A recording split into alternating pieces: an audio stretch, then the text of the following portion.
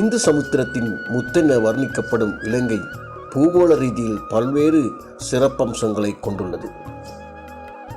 அது கடலை எடுத்துக்கொண்டாலும் சரி, நிலத்தை எடுத்துக்கொண்டாலும் சரி, இயற்கையின் அற்புதங்கள் இலங்கையில் கொட்டி கிடக்கின்றன என்றால் அது மிகையென்று கூறுவதற்கில்லை.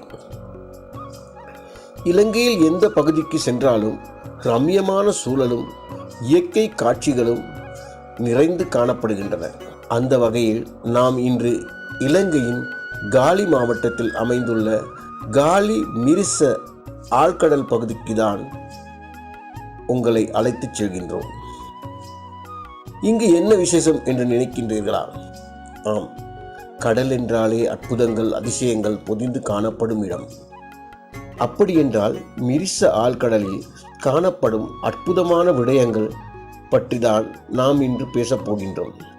கரையிலிருந்து சுமார் 6 கடல் மைல் தொலைவில் செல்லும் போது டொல்பின்கள் துள்ளி விளையாடும் காட்சிகளை பார்வையிடலாம்.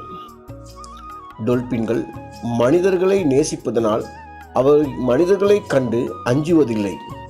ஆயிரமாக வந்து நீரின் மேலிருந்து கர்ணம் அடித்து மனிதர்களை மகிழ வைக்கும் காட்சி கண்கொள்ளா காட்சியாக காணப்படுகின்றன. இந்த கண்கொள்ளா காட்சியினை பார்வையிடுவதற்காக உள்நாட்டு மற்றும் வெளிநாட்டு சுற்றுலா பிரயாணிகள் படையெடுக்கின்றனர்.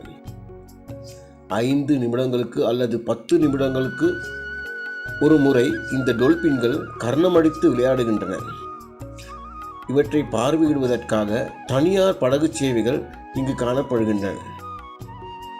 இதில் இந்த டொல்பின் மீன்களை பற்றி நன்கு அறிந்த ஊழியர்கள் அசைவுகளையும் அனுபவங்களையும் இவற்றை பார்வையிடுவதற்காக தனியார் படகு சேவைகள் இங்கு காணப்படுகின்றன.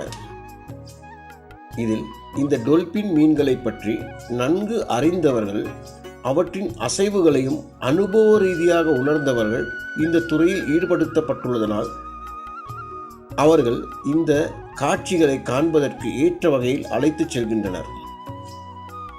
குறித்த மீன்கள் மனிதனுக்கு உதவுவதனாலும் கண்ணுக்கு விருந்தளிப்பதனாலும் இந்த மீன்களுக்கு தீங்கு ஏற்படாத வகையில் இவர்கள் நடந்து கொள்வதும் அவைகளுக்கு இடையூறு ஏற்படாது இந்த காட்சிகளை பார்வையிட செய்வதும் ஒரு சிறப்பம்சமாகவே காண வேண்டும். இதே நேரம் இந்த பகுதியில் திமிங்கலம் நடமாடுவதனையும் அவை நீரின் மேல் வந்து சுவாசிப்பதனையும் பார்வையிடலாம். அது மாத்திரமன்றி இந்த மீன்கள் பற்றிய சுவாரஸ்யமான விடயங்கள், அவற்றின் வாழ்க்கையின் முக்கிய அம்சங்கள் பற்றியும் இந்த பயணத்தின் போது விளக்கமளிப்பதும் கோடிட்டு காட்டப்பட வேண்டிய ஒன்றே.